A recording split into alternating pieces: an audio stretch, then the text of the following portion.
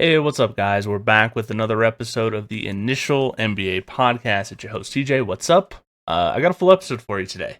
It's been a couple weeks since I did any podcast stuff, so we have some things to talk about. First, we'll hit up with the trades that have happened so far with the trade deadline. We got the OG Aounoby trade to the Knicks, Pascal Siakam to the Pacers, Terry Rozier to the Heat. So we'll kind of go over those, essentially tell you what I like, don't like. I actually kind of like all three trades, which is weird. Usually there's one you're like, that trade kind of sucked. But this is a case where I like all of them for pretty much every team involved. Then we're going to talk a little bit about the Adrian Griffin firing with the Bucks, firing Adrian Griffin and then hiring Doc Rivers. And then last off, we're going to go over the All-Star game. The All-Star starters were announced last week. Next week, the All-Star reserves will be announced. So we'll go over the All-Star starters real quick, and then give who I would choose for the reserves.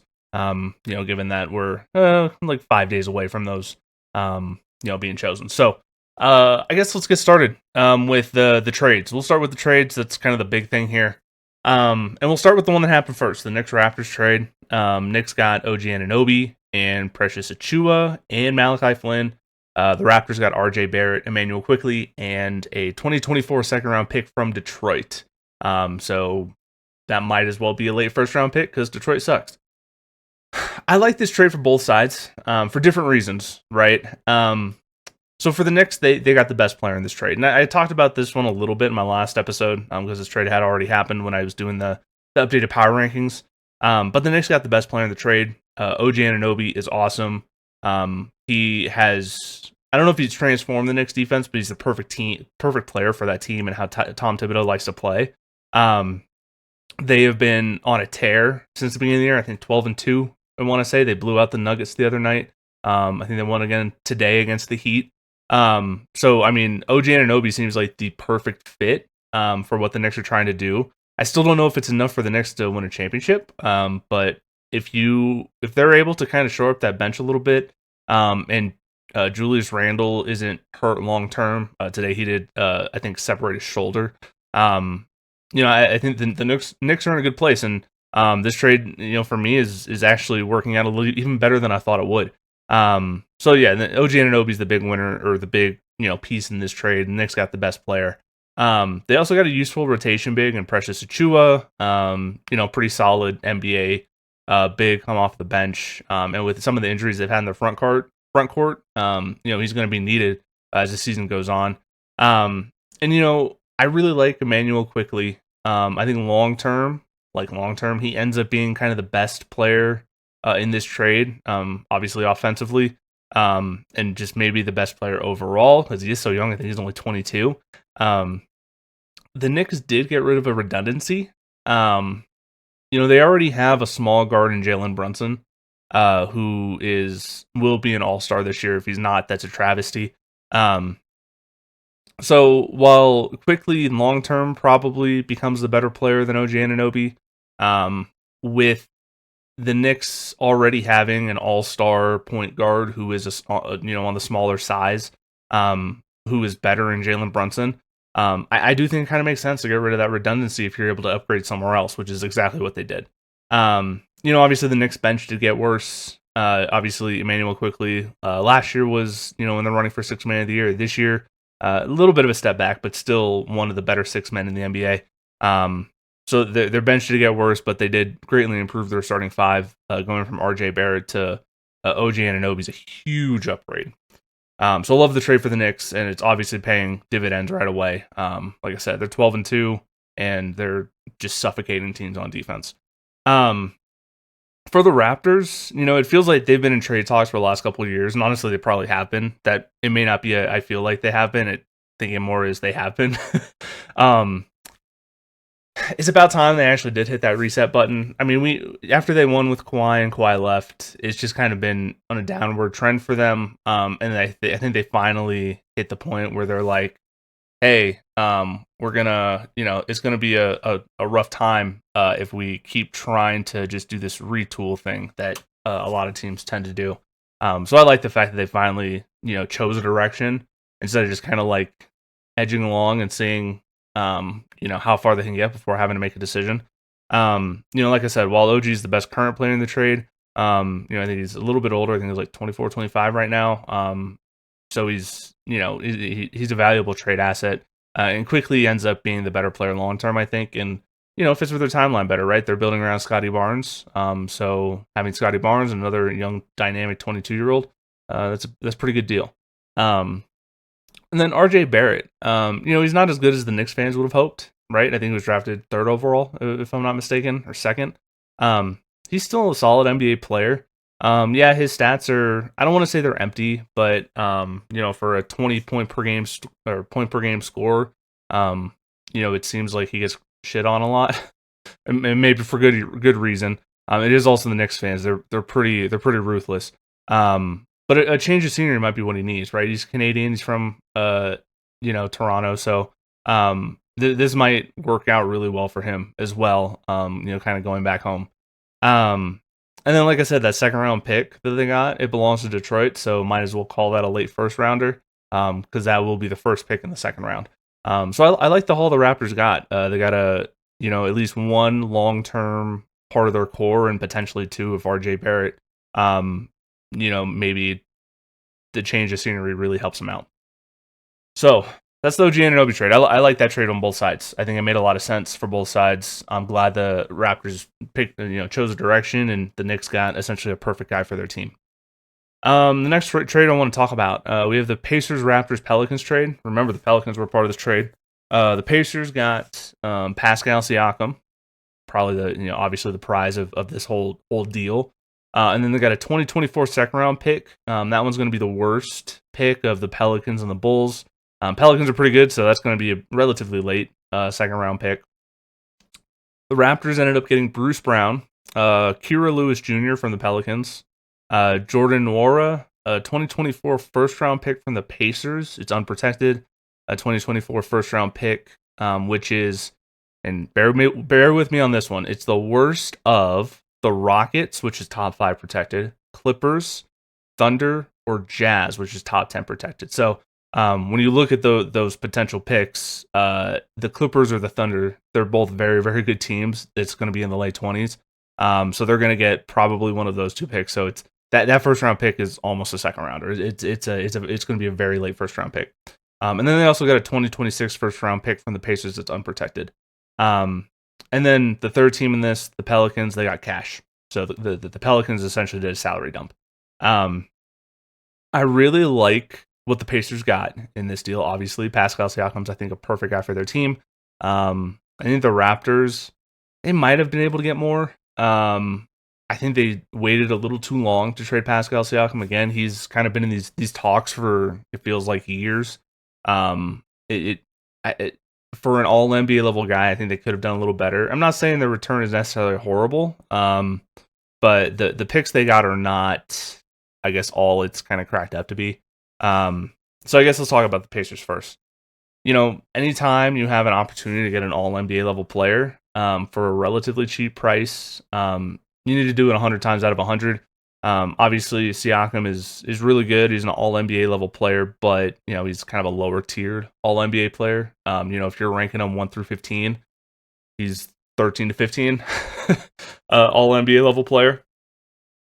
And you need to do this trade 100 times out of 100 if you're the Pacers, especially when you already have another superstar in Halliburton, right? He's the one that, of all the players in the NBA this year, he's the one that's made that biggest ascension. Since he's made that ascension into kind of that superstar tier, at this point he's a top 15 player in the NBA is Halliburton. At that point you have to be in the market for another star level player. You can't waste that guy's prime. So getting Siakam as a second option who, kind of covers up a lot of their deficiencies, plays good defense. Obviously is a wing that can defend multiple positions. He can still score. That's a good fit next to Halliburton, I think. People have kind of talked about, the Pacers make this trade where they could have theoretically gotten Siakam or some other big free agent over the summer without having to make a trade. Over the years, I've kind of shifted where I'm in favor of just making the deal, even if you have to give up, a decent player or draft picks like the Pacers had to do.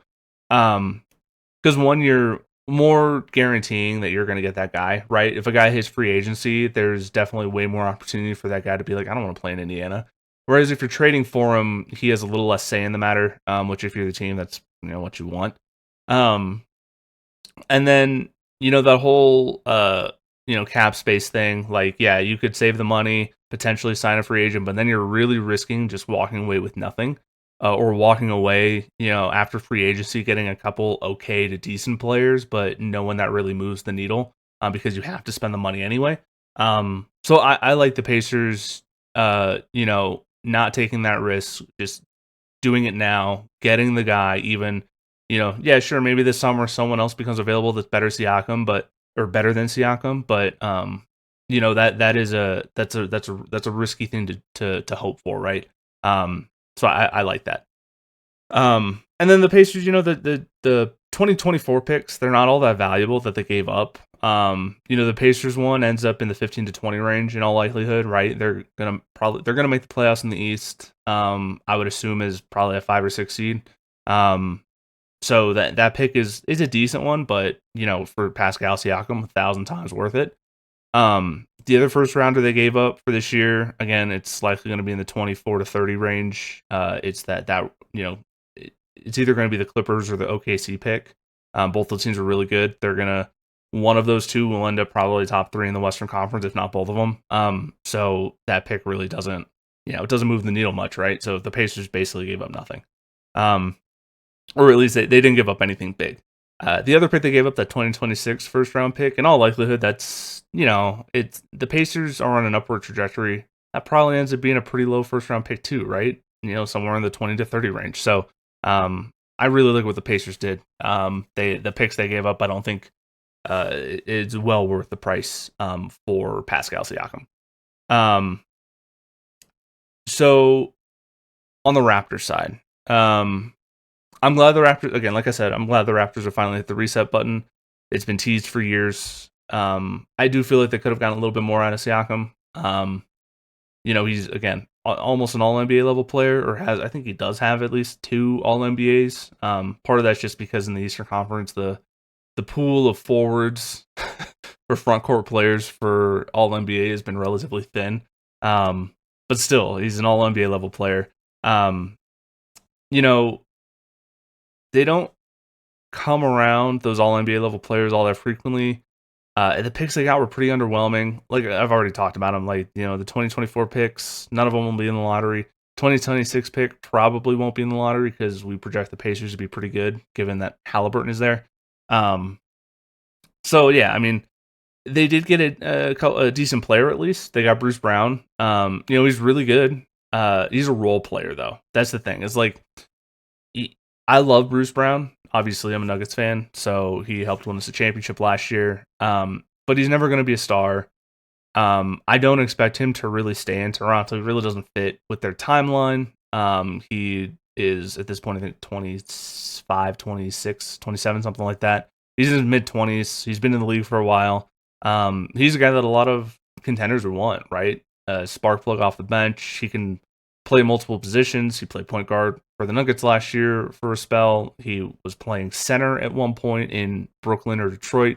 I think it's obviously is more naturally kind of a shooting guard or a 3, but he's a super versatile guy. So I think that's someone that a lot of contenders are going to want. And his salary really isn't bad. I think it's 14 million or maybe 21 million. I don't remember the exact number. This year with a team option for next year. So whoever's getting Bruce Brown has the flexibility to bring him back another year for sure. And honestly, I think Toronto can flip him, probably get a low first round pick for him, maybe a couple seconds, maybe some future first round pick with maybe lottery protection or something like that. So Toronto at least got someone that while he probably doesn't fit their timeline now, he's still a good player, is going to fetch him something more.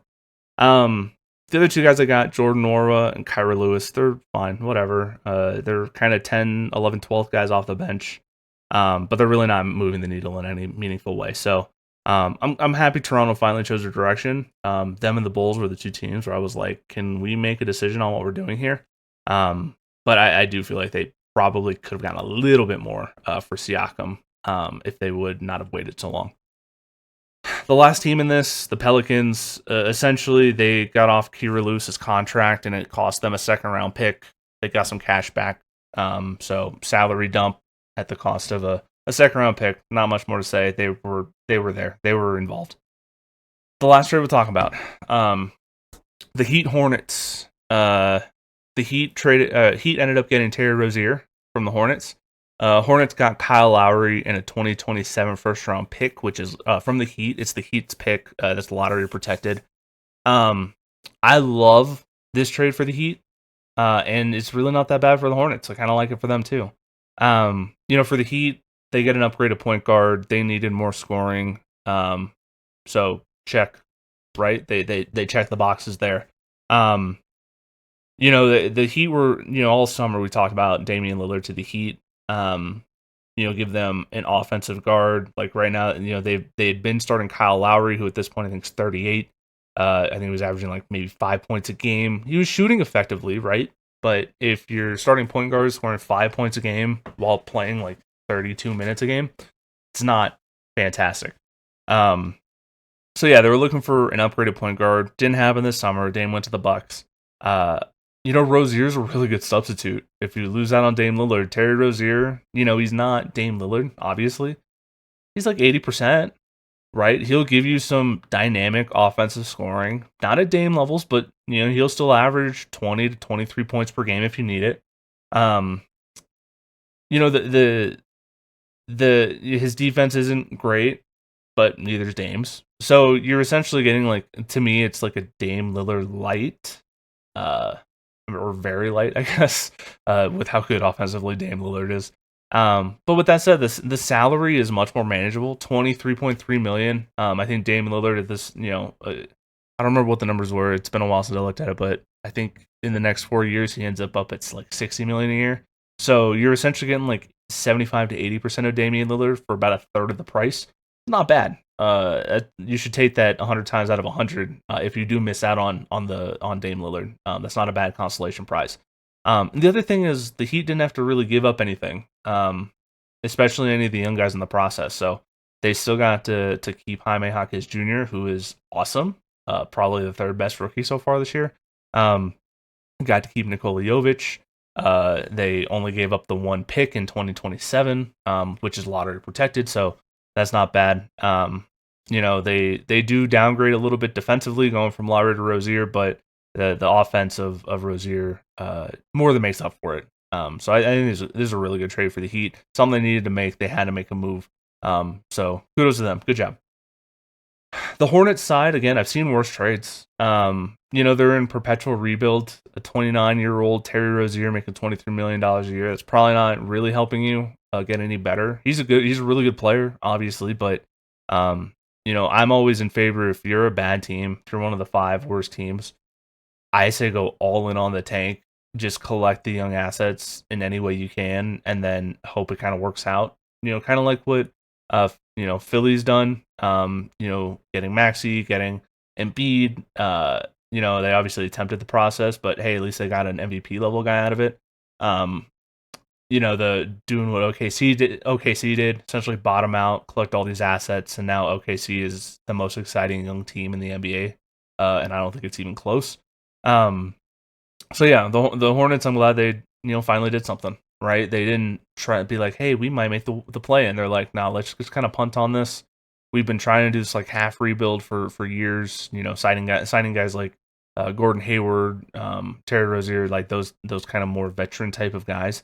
So yeah, I like it. The pick is lottery protected, but it wouldn't surprise me it's in the 15 to 20 range come 2027. Obviously the Heat are always in striking distance of the playoffs. So this very realistically could be a pick that is in the 15 to 20 range because the Heat tend to not take the regular season serious. And then, they are also an older team, right? So I like this pick for the Hornets. Not a bad one for them to have. And then also with the Lowry, there's pretty much no chance he stays with the Hornets. They're going to try to flip him until the trade deadline. I don't know if they'll really get any bites. Maybe you can get a second round pick for Lowry, but I kind of doubt it. So I think they end up buying him out, and then he'll sign with a contender who can. Obviously, with the second apron rules and stuff, there's a lot of contenders who are kind of out of pretty much any buyouts. But there's still a handful that be able to sign Lowry if he is bought out. So yeah, that's all I got on the trades. There will be more. Obviously, we're still at least a couple weeks away from the trade deadline. So as we get closer and as they happen, I'll revisit some of the other trades that end up happening because we are far away from the end of the movement in the NBA. All right, let's talk about the Milwaukee Bucks. So if you haven't heard, you probably have heard. They ended up firing their head coach, Adrian Griffin, this last Tuesday. It was January 20. What date was that? 23rd. There we go. Calendar. And then they ended up hiring Doc Rivers. This was interesting, right? It's not often at all you see a title contending team, the Bucks, fire their head coach in the middle of the season while being tied for the second best record in the NBA. They were 30-13 when they fired him. And it wasn't even a case where an M.A. Udoka thing where there was some kind of scandal or he did something bad. They just fired him. So yeah, the Bucks, they fired he's a first year head coach, Adrian Griffin. He spent years as an assistant. This was his first head coaching gig. However, even though the scenario is weird, right?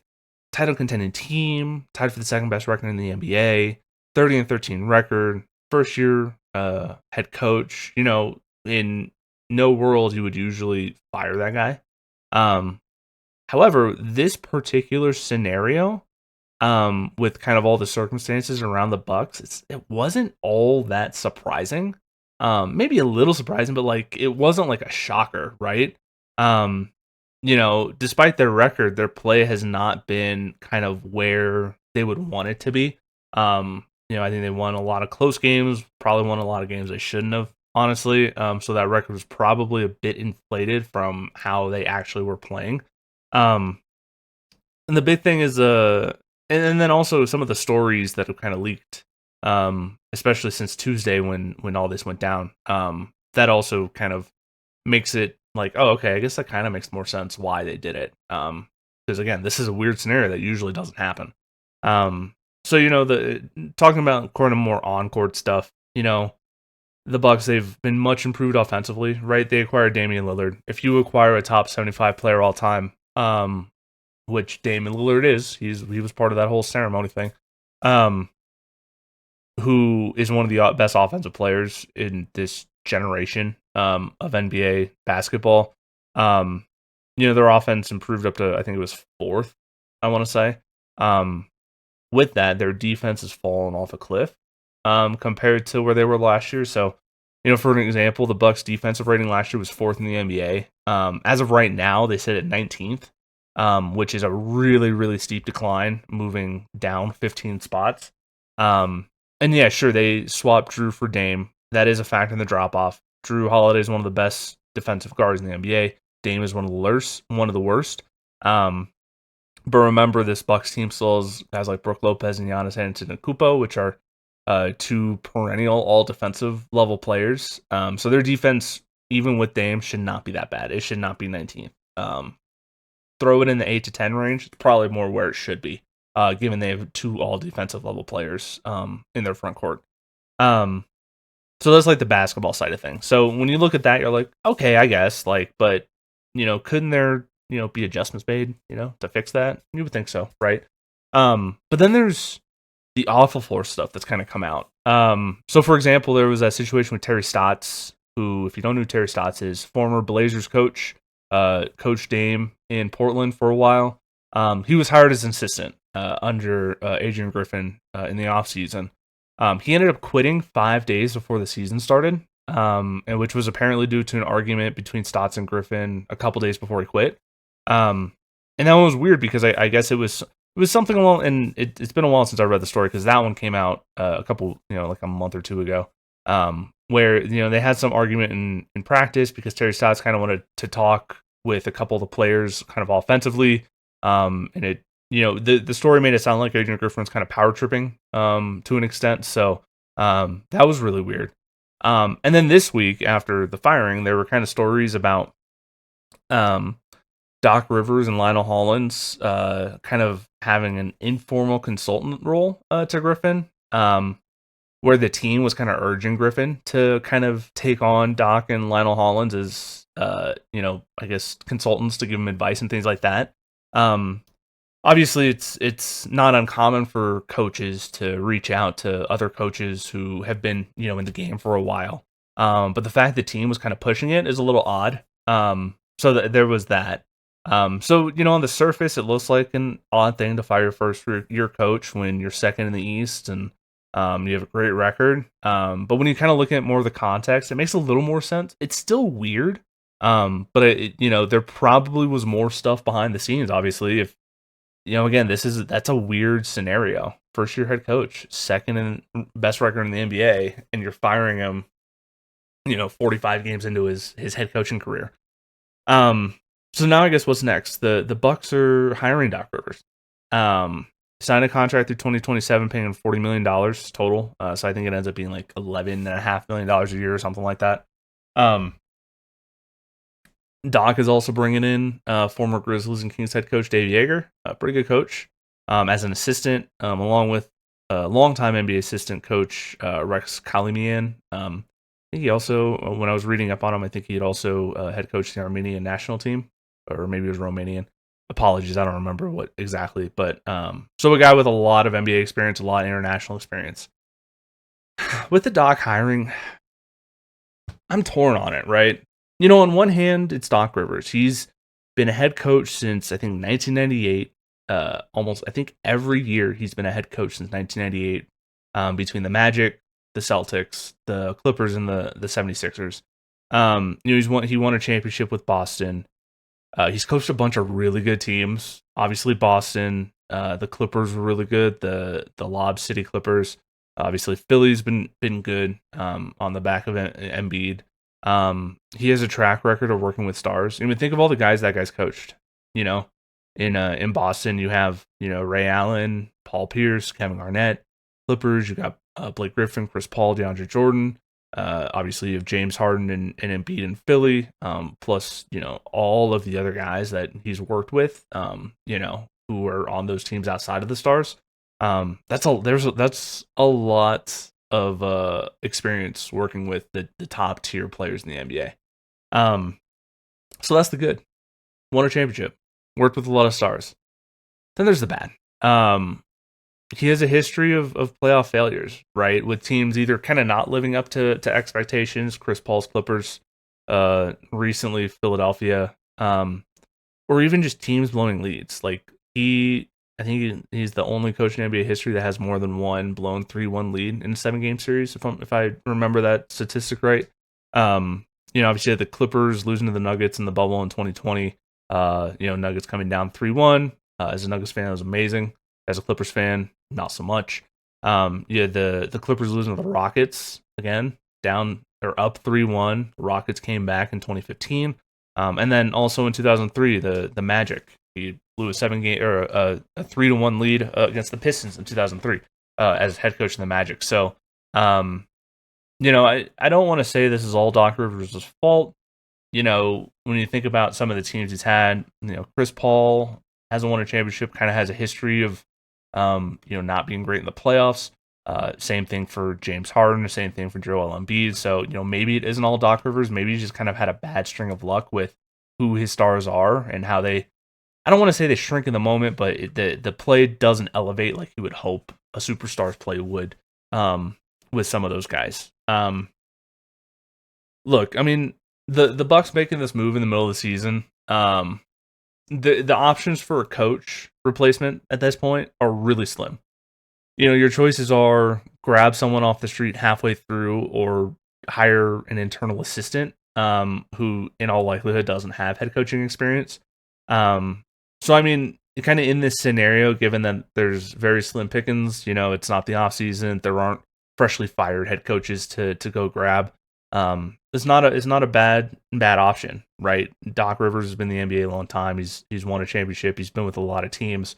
He's seen a lot of things. Been in a lot of playoff games. You're not going to find anything better right now. And Doc Rivers, for his playoff failures, is still a really good coach. Again, you don't coach for 25 years as head coach in the NBA with 4 different teams unless you're really damn good at it. So I mean, and for the Bucks, I do worry the season does end up in disappointment. Because coming in mid-season for Doc Rivers and the other guys on his coaching staff, that is not going to be easy for them. It's not going to be easy for the players to adjust to essentially a new coach's. I don't know if they're going to input a new system or if they're going to kind of piecemeal things together. But yeah, it'll be really interesting to see what happens with the Bucks. I would expect there to be some struggles, but I guess as long as they make it to the playoffs, maybe they can kind of lean on the talent of Dame and Giannis to get them. At least maybe that gets them there, right? Because Giannis has never played with a superstar like Dame Lillard, so we'll see what happens. But it'll be very interesting to see what happens. All right, last segment. Let's talk about All-Star. This will be pretty quick. So All-Star starters were announced last week. With All-Star reserves are going to be announced next week. I guess let's talk about the starters. Most of them make sense to me. There are a couple I don't really agree with, there are other options that I think are viable. But none of the choices are horrible by any means. This is luckily it's not just the fans voting on this. It's 50% fans, 25% players, 25% media. So there's at least some sanity going into some of these choices. Because whenever I see like a guy like Austin Reeves at the top of the fan vote, I'm like, what the hell is going on? God, the Lakers fans are annoying. So in the West, no offense, Lakers fans. In the West, you have Jokic, Luka, SGA. Those are the no-brainers. No one should argue that. If anyone argues any of those 3 guys, they don't know basketball. Those are 3 of the most no-brainer starters I've ever seen. The other 2 spots, LeBron and Durant, and those other 2 front court spots, I can see an argument for Anthony Davis over either one of them. Maybe even Kawhi Leonard, because he has been killing it over the last month. Though I'm not upset with LeBron and Durant here. Obviously, they're 2 of the legends in the game, especially LeBron. I don't know if LeBron is the best Laker. I think Anthony Davis probably is right now. But I can't complain too much with LeBron and Durant as the other 2 starters because they're still incredible. In the East, you have Giannis, Embiid, Tatum, Halliburton. I'm good with all 4 of those guys. Makes total sense. I think 3 of these guys are absolute no-brainers in Giannis, Embiid, Halliburton. Tatum, maybe there's arguments for other guys, but I can't really think of one. So I'm good with those. To me, are the right choices. The one spot I do disagree with these starters is Dame Lillard as the other guard. I think it should be Jalen Brunson personally. I think he's had a better season. And while Dame's been great, right now he's the second fiddle to Giannis. I was looking. The NBA did send out like where everyone ranked. So like who was first in fan voting, who was first in player voting, and like ranked them all the way down. It looks like Dame and Brunson actually tied technically. However, Dame ended up with the starting spot because he was higher in the fan vote. So I guess that's a tiebreaker. And it's on the NBA PR Twitter account. You can find the tweet where they do list for each conference 1 through 10 for the guards in front court, and it breaks down where everyone was with each of the different groups of voting.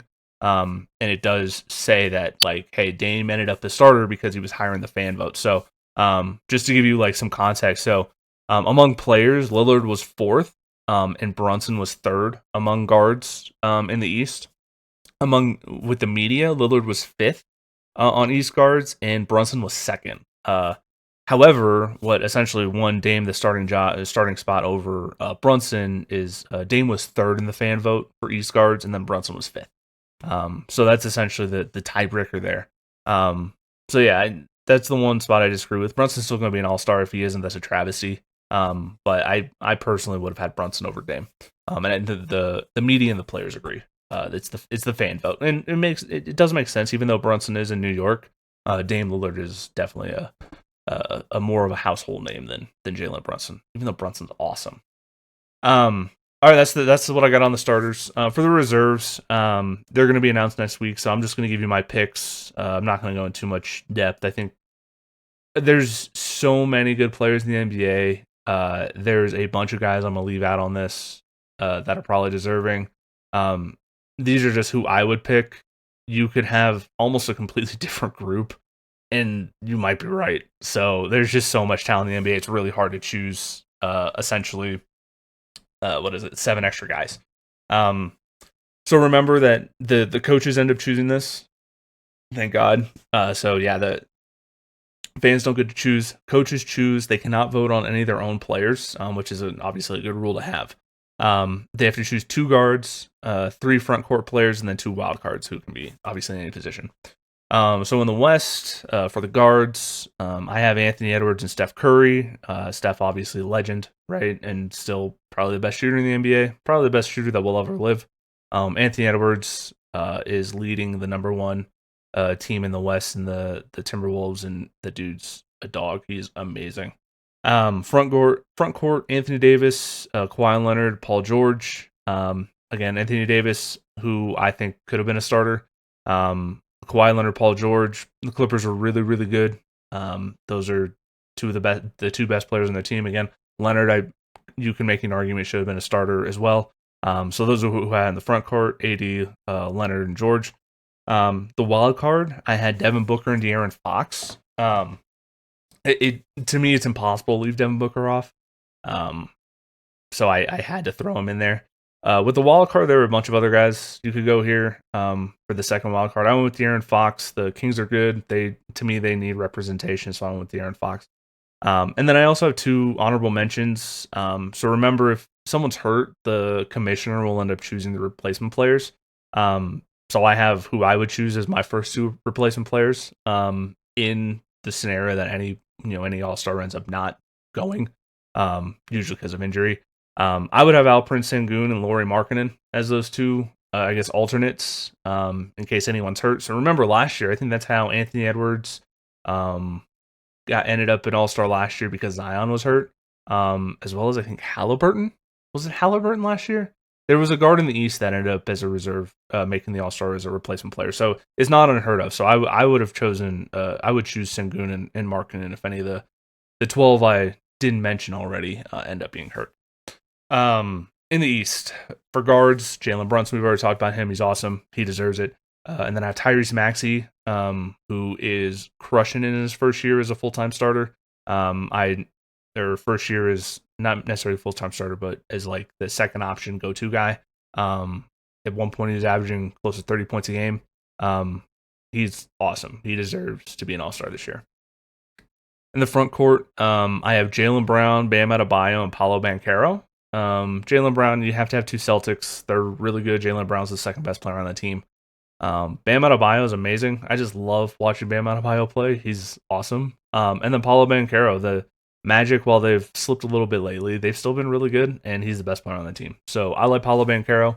It doesn't help that I feel like the front court in the East is just a little thin compared to the West. The front court in general in the NBA is just a little thin when you compare it to just the guards, which kind of sucks. So those are the 3 front court guys I had: Brown, Adebayo, and Banchero.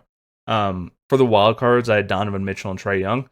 2 of the most dynamic guards in the NBA, obviously. Donovan Mitchell, it's crazy he's a wild card because to me, there are nights where he is a top 3 guard in the NBA with the way that guy can score. Trae Young, again, the Hawks are kind of in shambles, but Trae Young is still really good. He doesn't play defense, but, defense be damned, he's going to score the ball. So, and dish a bunch of assists. So I put Trae Young. I will hear many arguments. It's fine. I don't. You can put a lot of guys in Trae Young's spot as a wild card.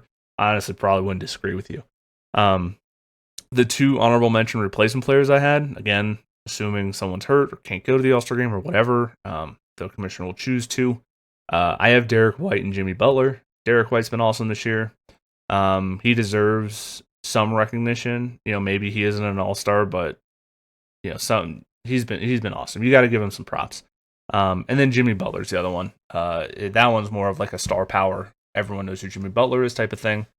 In all honesty, he'll probably end up making it over Paolo Banchero in real life. But I just kind of hate that because Paolo's awesome. So yeah, that's what I got for All Stars. That's everything I got on All Stars. So yeah. All right. Well, thank you so much for listening. I hope you enjoyed. I will be back in probably a couple weeks in the next episode. I'll probably wait until after there's a couple more trades, probably closer to the trade deadline. But thank you so much for listening. We'll go over all the trades that end up happening. And then probably revisit some of the power ranking stuff to see how things shift. With guys moving around in the NBA. So thank you so much for listening. I hope you enjoyed. Don't forget to follow or subscribe on Spotify, YouTube, Twitter, whatever. Wherever you're listening to this, please subscribe or follow and like. That helps me out a bunch. And I will see you guys in the next time. Have a good week.